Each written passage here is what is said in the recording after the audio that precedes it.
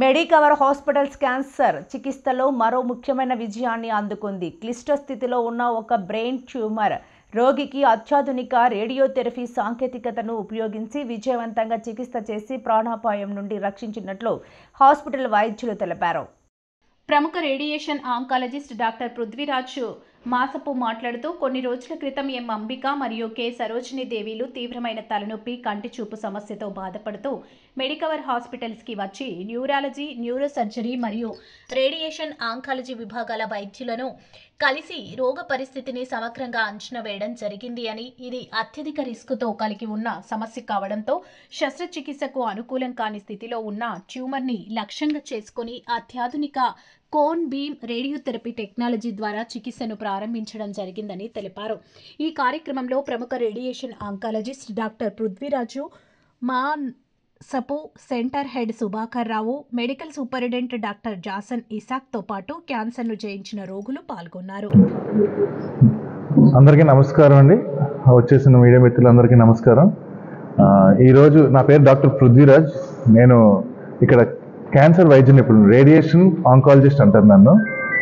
ఈరోజు ఈ press meet యొక్క ముఖ్య ఉద్దేశం ఏంటంటే, ఇక్కడ మనకి కాకినాడలో చాలా సర్వసాధారణంగా చాలా పబ్లిక్లో ఉండే కామన్ ఒక అవేర్నెస్ లేకపోవడం, లేకపోతే ఒక అపోహ ఏంటంటే, మనకి అరుదుగా వచ్చే క్యాన్సర్లకి కాకినాడలో ట్రీట్మెంట్ లేదు, ఎక్కడికో హైదరాబాద్ వెళ్ళాలి లేకపోతే ముంబై వెళ్ళాలి అనుకుంటూ ఉంటారు.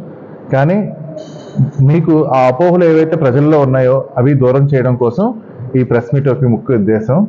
ఎందుకంటే క్యాన్సర్ ట్రీట్మెంట్ జరగడానికి సాధారణంగా చిన్న చిన్న హాస్పిటల్స్లోనూ ఎక్కడో జరగదు.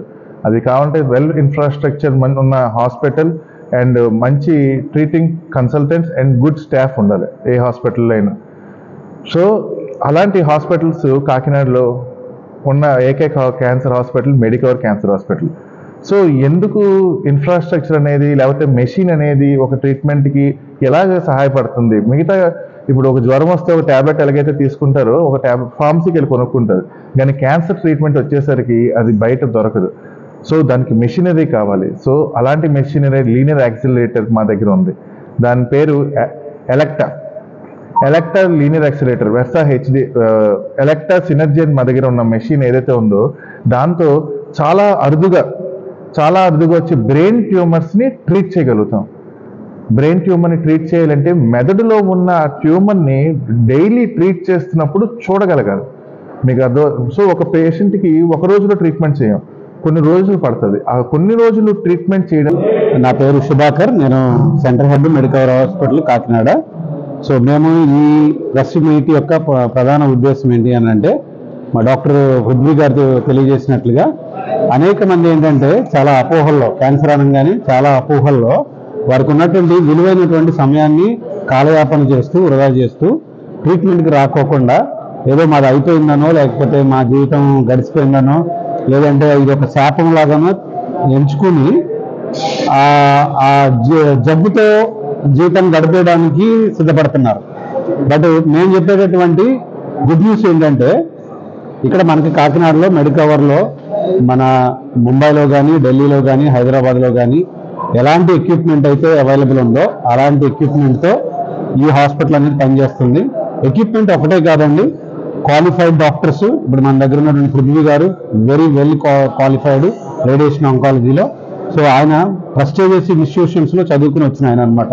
సో మన కాకినాడ వాసి, మనకి ఎప్పుడు కూడా 24/7 అందుబాటులో ఉన్నటువంటి వ్యక్తి ఆయన. ఒక్కరే కాదండి, ఇక్కడ ఉన్నటువంటి ఆల్మోస్ట్ 35 మంది డాక్టర్లు కూడాను మెడికవర్లో ఉన్నటువంటి 35 వివిధ విభాగాల డాక్టర్లు అందరూ కూడా జిప్మర్ కావచ్చు, అలాగే సిఎంసి వెల్లూరు కావచ్చు, ప్రెస్టీజియస్ ఇన్స్టిట్యూషన్స్లో చదువుకుని మనకి లోకల్గా ప్రజలకు సేవ చేయాలనే ఉద్దేశంతో ఇక్కడ సెటిల్ అయ్యి మెడికవర్లో సేవలు అందించడం అనేది జరుగుతుంది. సో మనకు టెక్నాలజీ అందుబాటులో ఉంది, వెల్ క్వాలిఫైడ్ డాక్టర్స్ అందుబాటులో ఉన్నారు. అన్నిటికీ మించి ఏంటంటే యాక్సెసిబిలిటీ అంటాము, అంటే ఖర్చు, ఒక జబ్బు వచ్చినప్పుడు మనం ఆ ఖర్చుని తట్టుకోగలుగుతామా లేదని కూడా పేషెంట్ వైపు ఆలోచిస్తే చాలా ప్రాముఖ్యమైనది. ఆ విషయంలో మెడికవర్ హాస్పిటల్ మిగిలిన హాస్పిటల్ కంటే కూడా ఒక అడుగు ముందులోనే ఉంటుంది ఎల్లప్పుడూ కూడాను. ఈ మెడికవర్ హాస్పిటల్లో ఆరోగ్యశ్రీ సేవలు అందుబాటులో ఉన్నాయి, అన్ని ఇన్సూరెన్స్ టైఅప్స్ ఉన్నాయి, అలాగే ప్రతి విధమైనటువంటి గవర్నమెంట్ స్కీమ్ కూడా, కార్పొరేట్ స్కీమ్స్ కూడా మేము ఎంపానల్మెంట్ ఉన్నాము. సో ఎస్పెషల్గా క్యాన్సర్ జబ్బులకు సంబంధించి తీసుకుంటే కనుక అది సర్జరీ కావచ్చు, కీమోథెరపీ కావచ్చు, రేడియోథెరపీ కావచ్చు, పూర్తిగా ఆరోగ్యశ్రీలోనే మేము సేవలు అందించడం జరుగుతుంది. సో దయచేసి ఈ ప్రెస్ మీట్ ద్వారా, ఈ యొక్క పబ్లిక్ మీడియా ద్వారా మేము తెలియజేసేటటువంటి అంశం ఏంటి అని అంటే, ఎవరైనా కానీ ఏదైనా చిన్న డౌట్ వచ్చినా కానీ, చిన్న సింటమ్లు కనిపించినా కానీ ఫస్ట్ వచ్చి డాక్టర్ గారు ఇందాక తెలియజేసినట్లుగా స్క్రీనింగ్స్ అన్నమాట, ఒక టెస్ట్, సమ్ ఇన్వెస్టిగేషన్స్ కనుక చేసుకోగలిగి సరైనటువంటి సమయంలో అవి స్టేజ్ 4, 5 లేదంటే సూచించిన సమయంలో కాకుండా ముందుగా కనుక రాగలిగితే ప్రతి వ్యక్తి యొక్క ప్రతి విధమైన క్యాన్సర్ని దగ్గర 60 నుంచి 70% నార్మల్ లైఫ్లోకి తీసుకురావడం అనేది అవకాశం ఉంటుంది. సో ఎంత ఎర్లీగా మనం కనుక్కోగలిగితే మా పేషెంట్ యొక్క జీవితము రెస్ట్ ఆఫ్ ది లైఫ్ అంత హ్యాపీగా ఉండడం జరుగుతుంది. సో దయచేసి ఈ కాకినాడ డిస్టిక్ నేను సామల్కోట నుంచి వచ్చామండి. మా అత్తయ్య గారికి 6 months నుంచి కొంచెం మోషన్ ప్రాబ్లం ఉంటే తీసుకొచ్చాము. లాస్ట్ మంత్ గుర్తులు వచ్చామండి. సో డాక్టర్స్ డయాగ్నోస్ చేసి రెక్టమ్ క్యాన్సర్ అని చెప్పారండి. ఆవిడకి 86 years అండి. సో ఏజ్ వల్ల మేము కొంచెం భయపడ్డామన్నమాట, ఇది క్యూర్ అవుతుందా లేదా అనేసి. కానీ డాక్టర్స్ అందరూ కూడా చాలా చక్కగా మాకు ఎక్స్ప్లెయిన్ చేసి దీని తర్వాత ఏం చేయాలి, ఎలా ఉంటుంది ట్రీట్మెంట్ అని చెప్పినప్పుడు మాకు కొంచెం ధైర్యం వచ్చిందండి. సో పృథ్వీ సార్ అయితే చాలా చక్కగా ఎక్స్ప్లెయిన్ చేస్తారు. ఏం కాదమ్మా, భయపడకండి, రేడియేషన్ చేసుకుంటాం, తర్వాత ట్రీట్మెంట్ మనం తర్వాత చూద్దామని చెప్పారు. ఇప్పటికీ మాకు 20 రేడియేషన్స్ అయ్యాయండి. సో సారు మాకు ప్రతి విషయంలో కూడా చాలా హెల్ప్ఫుల్గా ఉన్నారు. సో మేము ఏంటంటే ఇప్పుడు ఈహెచ్ఎస్లో మేము ట్రీట్మెంట్ తీసుకుంటున్నామండి. నేను చాలా తలనొప్పితో బాధపడేదానండి. ఏంటో నాకేం తెలీదు.